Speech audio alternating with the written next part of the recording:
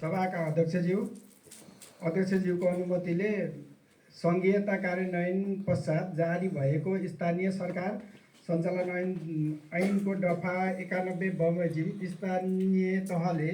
स्थानीय सेवाका कर्मचारीहरू अवकाश हुँदा दिनुपर्ने उपदान, आर्थिक सहायता र ऋण लगायतका सुविधाहरू उपलब्ध गराउने प्रयोजनका लागि कर्मचारी कल्याण कोषको स्थापना गर्न वाञ्छनीय भएकोले एक अवकाश कोषको व्यवस्था गर्नुपर्ने प्रावधान राखिएको छ। कर्मचारी कल्याण कोषमा जम्मा हुने रकमको संरक्षण कल्याण कोषको रकमको परिचालन, वृद्धि, उद्योग र सञ्चालन गर्ने विधिमा स्पष्टता ल्याउन स्थानीय सरकार सञ्चालन ऐन 2074 को दफा 102 ले दिएको अधिकार प्रयोग गरी हतुवागढी गाउँपालिकाबाट कर्मचारी कल्याण कोषको सञ्चालन तथा व्यवस्थापन सम्बन्धी विधेयक 2082 अध्यक्षज्यू मार्फत यस सम्मानित सभामा पेश गर्ने अनुमति चाहन्छु।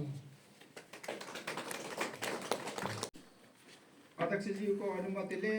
वस्तु वा सेवाको प्रचार प्रसारको लागि गरिने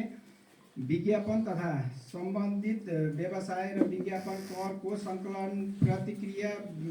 व्यवस्थित र नियम गर्न वाञ्छनीय भएकोले स्थानीय सरकार सञ्चालन ऐन 2074 को दफा 102 ले दिएको अधिकार प्रयोग गरी हतुवागढी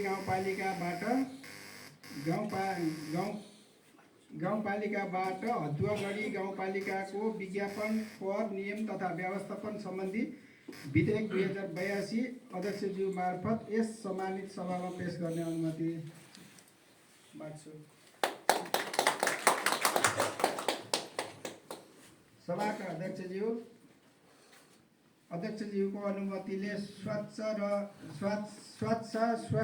स्वस्थ वातावरणमा बाँच्न पाउने नागरिकको मौलिक अधिकारको संरक्षण गर्न, प्राकृतिक स्रोतको सूचित प्रयोग गर्न,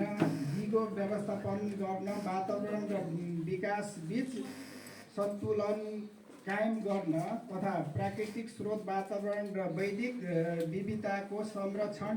गर्न वाञ्छनीय भएकोले नेपालको संविधानको धारा 2021 बमोजिम